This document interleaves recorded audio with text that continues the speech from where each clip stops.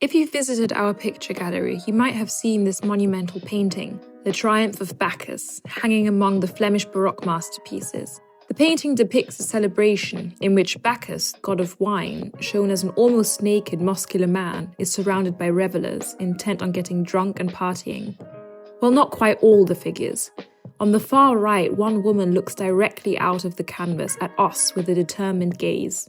Art historians believe it is a self-portrait of the artist herself, Michaelina Wautier, who has painted herself into her own artwork. Who is Michaelina Wautier? And why isn't she or her work as well known as Flemish Baroque painters of the time, such as Peter Paul Rubens and Anthony van Dyck? This autumn, the Kunsthistorisches Museum will shine the spotlight on Wautier and her work, because she has remained in obscurity for far too long.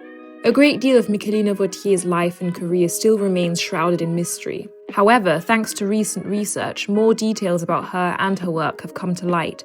Michaelina Wautier was most likely born around 1614 in Mons into an affluent and well-connected family.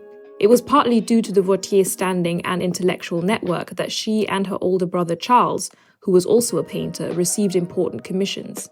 In the 1640s, Charles moved to Brussels. Michaelina followed him, and later they shared a studio there, giving Michaelina access to his pupils and the opportunity to study and draw male nude models, something that was almost impossible for other female painters in the 17th century.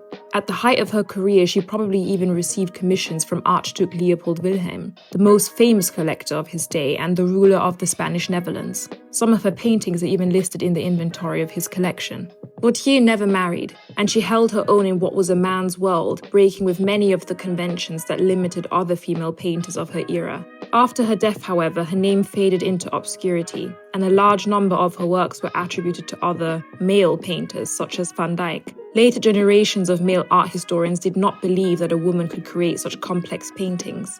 This could be a reason why she has not yet received the recognition she deserves. But one thing is certain, there's still a lot to learn about Michaelina Wautier and her work.